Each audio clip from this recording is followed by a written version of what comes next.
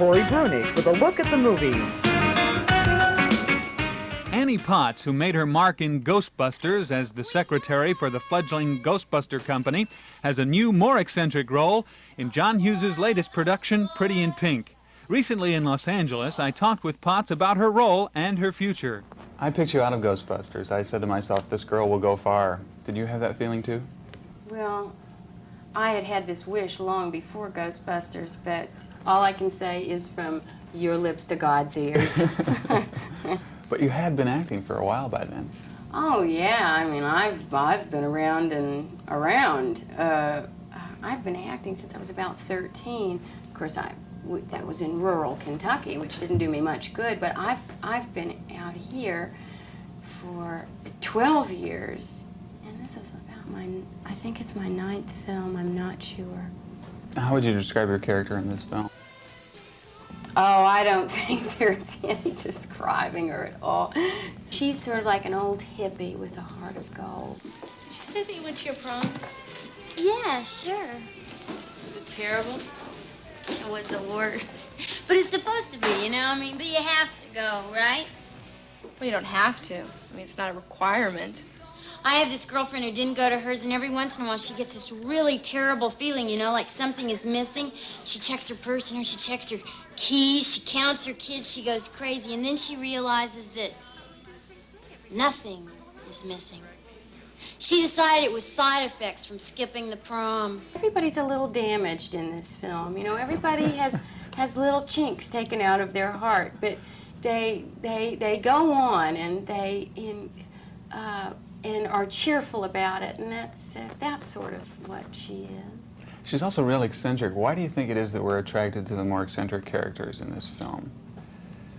Well, I think everybody harbors this belief in their own heart that they are very eccentric, holding to the theory that, you know, most people, I think, believe that no one could ever really know them or understand them, and it has to do with this eccentric veil that covers that thing that we believe is our soul. And so I think that when we see these eccentric characters, we go, oh yes, that's right. But in this film, these eccentric characters are exposed and revealed, so we're drawn to them, I think. You also have more costume changes than Diana Ross. Ask me how much I hated that. Are you tempted to perhaps adopt one of those wigs for your permanent appearance? Believe it or not, the only one that was a wig was the white one. The other was my tortured hair. And let me tell you, I can't believe these people who like get up every morning and do this to themselves, because it took like 6 professionals to get mine up there. What's the role that you haven't played yet that you really want? Oh, I don't know. I mean, there's hardly anything that doesn't interest me. For example, when you read this script, you knew you wanted this role. Oh, yes. To the point of willing to... No. to beg for it. Oh, yes. Although you... Oh, I know. I make no pretense anymore. I open the door and I crawl in on my knees and say, look, this is it. I want it. I'm not going to play coy. I want it. So what's a role that you think you could really strut your stuff?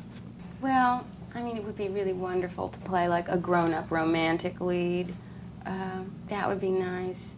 I mean, sometimes I get weary of, I mean, I love it. That's one of the things I love about acting. I love to do different accents, and I love to put on goofy costumes. But, I mean, one of these days I would like to be sort of trendily coiffed and exquisitely costumed and be the object of some man's great passion. That would be nice. So what about the next femme fatale in the next Raiders picture? I certainly wouldn't say no to that. Steven Spielberg, are you listening? In the meantime, Potts is Pretty in Pink, which opens February 28th. In Los Angeles, this is Corey Brunish.